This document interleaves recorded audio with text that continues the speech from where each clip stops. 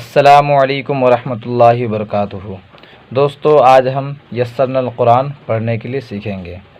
قرآن اگر آپ پڑھنا چاہتے ہیں تو اس سے پہلے آپ کو یسرنا القرآن کو پڑھنا لازمی ہے اور ضروری ہے، کیونکہ اگر آپ نہیں پڑھیں گے تو قرآن کو آپ جوڑ کے نہیں پڑھ پائیں گے۔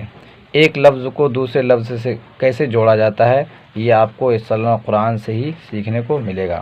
تو یسرنا القرآن کیسے پڑھا جاتا ہے آج میں آپ کو بتاؤں گا، اور روز ایک ایک سبق آپ کو پڑھاؤں گا اور آپ میرے ساتھ پریکٹس کیجیے گا، انشاءاللہ آپ کو یسرنا القرآن پڑھنا آ جائے گا۔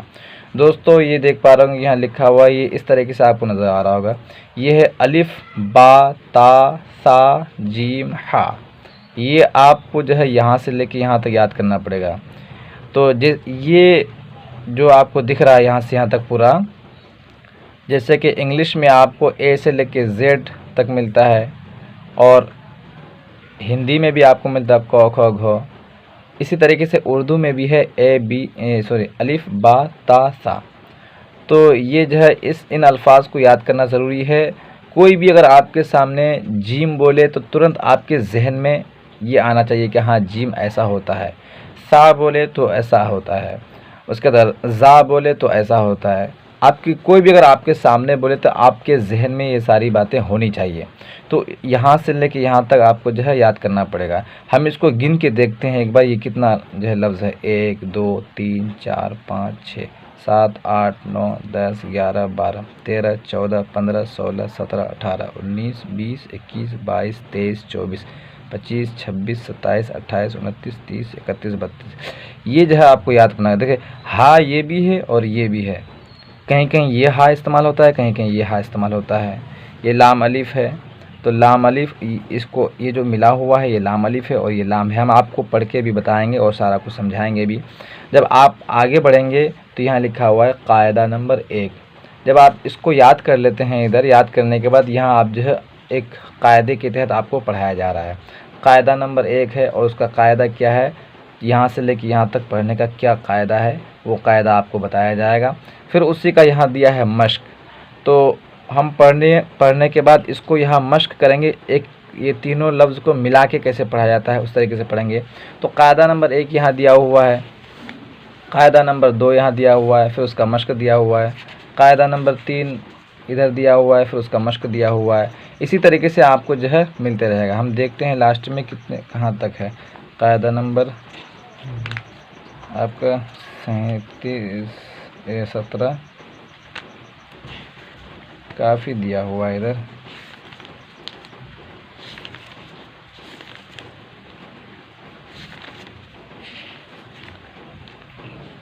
دوستو یہاں تک دیا ہوا، قاعدہ نمبر 20 دیا ہوا ہے اور مشق دیا ہوا ہے۔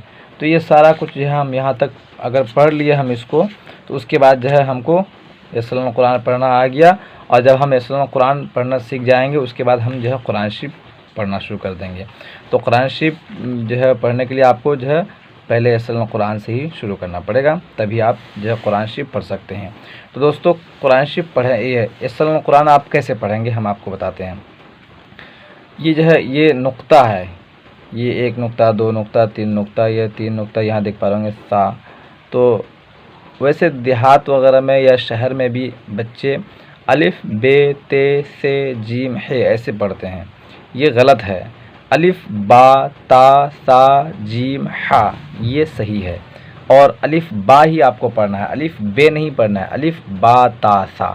تو دوستو ہم یہاں سے لے کے یہاں تک ایک بار آپ کو مشق کر کے بتاتے ہیں، اور آپ بھی میرے ساتھ پڑھیے گا۔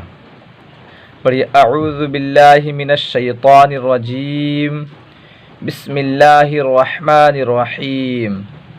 الف با تا سا جیم ہا خا دال رال را زا سین شین صاد ضاد طا ظا عین غین فا قاف کاف لام میم نون واو ہا، ہا، لام الف، حمزہ، یا۔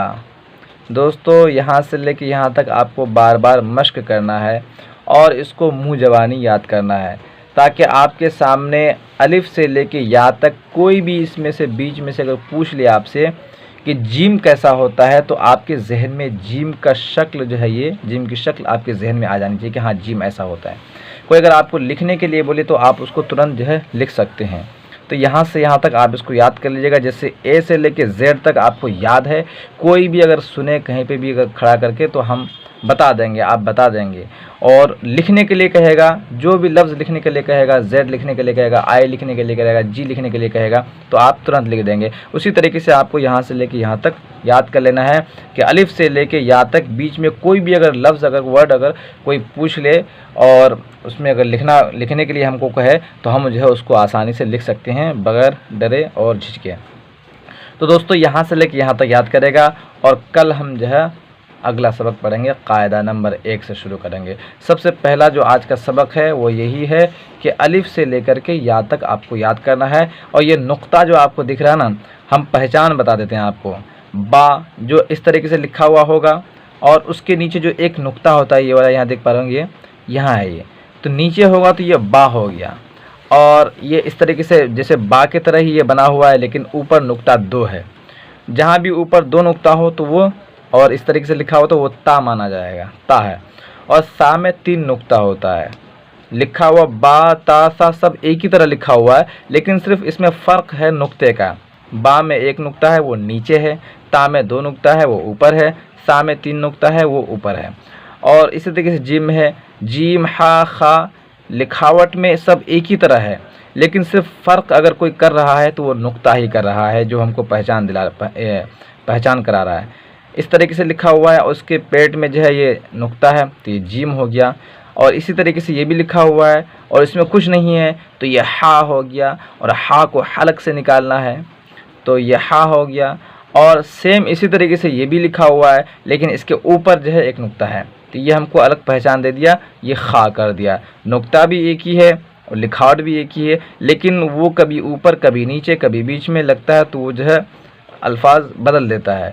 تو یہ جیم ہو گیا، یہ ہا ہو گیا، یہ خا ہو گیا۔ پہچان نقطہ ہے، اس میں نقطہ ہے بیچ میں تو یہ جیم ہوا، اس میں نقطہ ہے ہی نہیں تو یہ ہا ہو گیا، اس میں اوپر نقطہ ہے تو یہ خا ہو گیا۔ اسی طریقے سے یہاں را ہو گیا، اور را اور زا دونوں دیکھنے میں ایک جیسا ہے، لیکن فرق اگر کوئی کیا تو وہ نقطہ ہے، نقطہ آ کے را کو زا کر دیا۔ یہاں را ہے اور یہاں زا ہے۔ سین اور شین دونوں جو ہے ایک جیسا ہے، لیکن اس میں جو نکالتے ہیں یہ سیٹی کی آواز آتی ہے، اس میں شین، اور اس میں صرف سین۔ تو فرق کون کا؟ دونوں لکھاوٹ میں ایک ہے، لیکن صرف نقطہ یا 3 نقطہ لگ گیا تو یہ شین کر دیا۔ تو یہ صرف جو ہے لکھاوٹ میں ایک جیسا ہے، لیکن نقطے میں فرق ہے، اور یہ جو ہے اس میں نقطے کا بھی کمال ہے، نقطہ سمجھنا ضروری ہے۔ یہاں کیا ہے؟ یہ فا ہے، یہ عین غین بھی اسی طریقے سے نقطے نے فرق کیا، صاد دواد میں بھی، توزع میں بھی، اور فا اور قاف میں بھی۔ دوستو یہاں کیا ہے؟ فا میں جو ہے سیم کیا ہے؟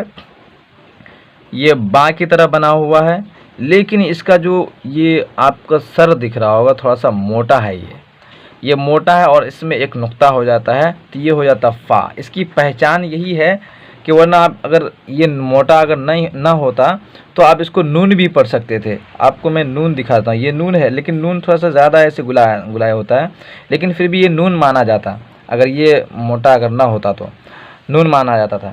لیکن یہ کہ اس کا سر جو ہے تھوڑا سا موٹا، جہاں سے ہم لکھنا شروع کرتے ہیں تو اس کو تھوڑا سا موٹا کر کے تب ایسے گھمایا گیا ہے اور اس میں نقطہ دیا گیا، تو یہ فا بن گیا۔ اور قاف کی پہچان یہ ہے کہ قاف جس طریقے سے فا کا سر موٹا ہے، اسی طریقے سے قاف کا بھی سر موٹا ہوگا، مطلب فا اور قاف جو ہے دونوں کا سر ایک جیسا ہوگا، اور گلائی میں فرق ہوگا، لیکن اس میں کیا ہے کہ اس کے اوپر 2 نقطہ ہوگا۔ فا جو ہوگا، فا کے اوپر ایک نقطے سے فا کی پہچان ہوتی ہے، اور 2 نقطے سے قاف کی پہچان ہوتی ہے، اور یہ قاف جو آپ کو حلق سے نکالنا پڑے گا، قاف، اور یہ کاف، یہ بھی کاف ہے، تو یہ چھوٹی کاف ہے، چھوٹا کاف اس کو بولا جاتا ہے، اور اس کے پیٹ میں اس طریقے سے آپ کو نظر آتا ہوگا، یہ اس کی پہچان ہے۔ اور یہ کبھی کبھی نہیں بھی ہوتا ہے، تو جو ہے اس کو آپ کاف پڑھیے گا۔ لام ہے، میم ہے، نون ہے، یہ نون، نون صرف گلائی ہوتا ہے، اس میں اس کا سر موٹا نہیں ہوتا ہے، اور اس کے بیچ میں ایک نقطہ ہوتا ہے۔ یہ واو ہو گیا، یہ ہا ہو گیا، یہ بھی ہا ہے، یہ بھی ہا ہے، دونوں کا لکھنے کا اسٹائل الگ الگ ہے۔ یہ لام ہو، یہ ایسے لام ہو گیا اور اس میں ایک ایسے الف دے دیا تو لام الف ہو گیا، اور یہ حمزہ ہو گیا، یہ یا ہو گیا، یہ یا ہو گیا۔ تو یا کے نیچے دو نقطہ ہوتا ہے، تو دو نقطہ یہاں آپ کو نظر آ رہا ہوگا، یہاں بھی نظر آ رہا ہوگا۔ دوستو یہاں سے لے کے یہاں تک آپ اس کو بار بار جو ہے مشق کیجئے، اس کو یاد کر لیجئے، اور نقطہ جو دیا ہوا ہے وہ سب آپ سمجھ لیجئے۔ اس کے بعد ہم اگلا سبق جو ہے کل پڑھیں گے۔ امید ہے کہ آپ سمجھ گئے ہوں گے، اور ضرور انشاءاللہ پریکٹس آپ کریں گے۔ پھر ملیں گے دوستو اگلی ویڈیو میں اور قاعدہ نمبر 1 کے ساتھ۔ چلتے ہیں، السلام علیکم ورحمۃ اللہ وبرکاتہ۔ اگر آپ یہاں موبائل میں ہی دیکھ کے پڑھتے ہیں تو کوئی بات نہیں، اور اگر آپ موبائل میں دیکھ کر کے سیکھ کر کے اگر پریکٹیکل اپنے کتاب ہاتھ میں لے کے پڑھنا چاہتے ہیں تو کتاب کا نام ہے یسرنا القرآن۔ چلتے ہیں دوستو، ملیں گے پھر اگلی ویڈیو میں۔